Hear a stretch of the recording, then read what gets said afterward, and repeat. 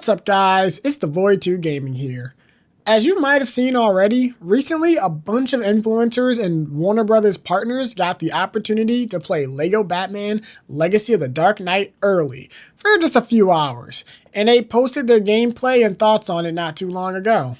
So congrats to everyone who got a chance to play it. I've been watching like a bunch of videos about it, it's so cool, and yeah, keep doing what you're doing.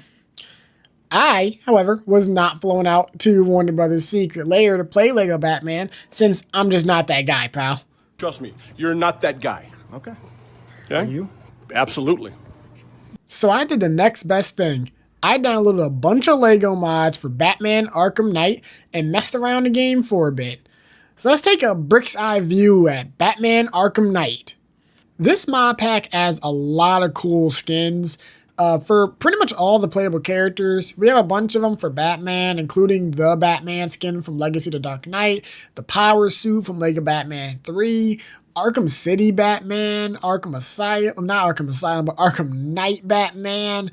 We have a bunch of different Batman, including pretty much like a bunch of the bat suits from the original 3 LEGO Batman games. We have stuff like Alfred, and even, yeah, of course, it wouldn't be Arkham without Man.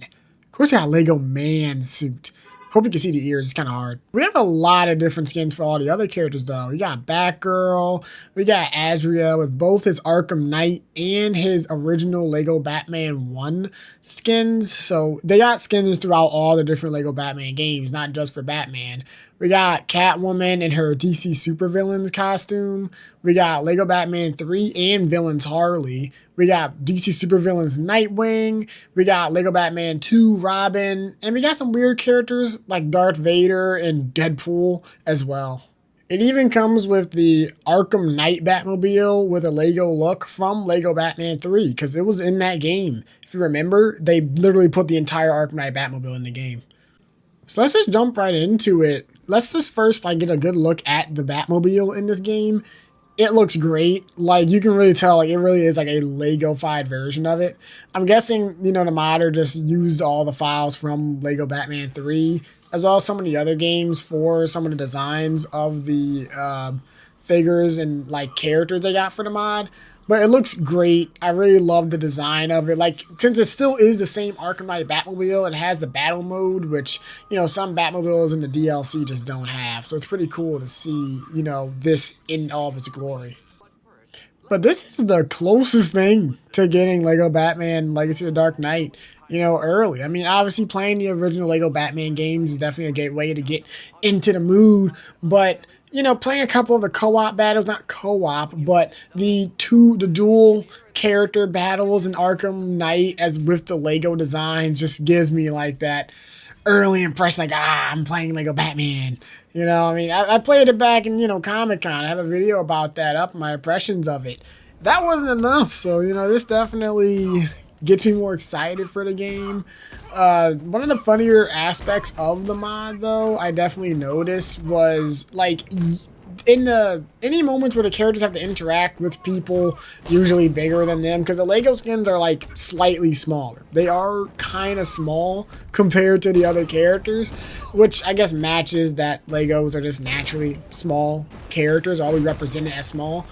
So in some like cutscenes or just like in interaction moments in the open world, you'll just see like half their body. You can see bodies clip through the ground. You're gonna see bodies like looking, when Batman looks at his, like his wrist gauntlet thing, you can't tell like what he's looking at unless moving the camera. It's very funny that like these guys, their heads are too big, they're too small, and it messes with the camera so much. But I mean, that's the joy of modding. That's the fun of modding. It gets exciting when you do that. One of the funnier bits when I was messing around with these mods is during a Robin and Batgirl duo. Batgirl just completely froze. You can see her in the background just sitting completely still. And then Robin does this. And I don't know what happened. I don't. he just goes going into the wall. He gets stuck. I don't know what happened here. Mods are weird. They're so weird. overall, though, this was fun. You know, this was definitely the closest I'm getting to Legacy of the Dark Knight until May 19th, because, of course, I'm going for the deluxe. Unless Warner Brothers wants to throw a guy a bone and, you know, give him the opportunity to get a free early copy so he can review maybe the Steam Deck version of the game. I would love to actually look into the Steam Deck. I'm like looking forward to getting it preferably on PC just to see how the Steam Deck runs. I want to know how it runs there. Obviously, I have an old PC. That's why I recorded this gameplay off of, which, you know, would work in case it doesn't run well. But preferably, I hope it does run on Steam Deck. That's what I'm going for.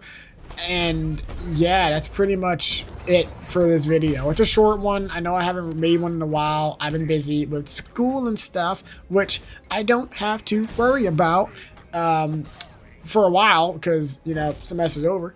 So I'm glad to be able to be making more content for you guys. I can't wait for Lego Batman to come out. I'm gonna make so many videos on that. You know, 007 is coming out too. I'm gonna make so many videos on that. But, you know, thank you guys for viewing. If you did, you know, hit that like button and subscribe for more content about video games, preferably Lego games.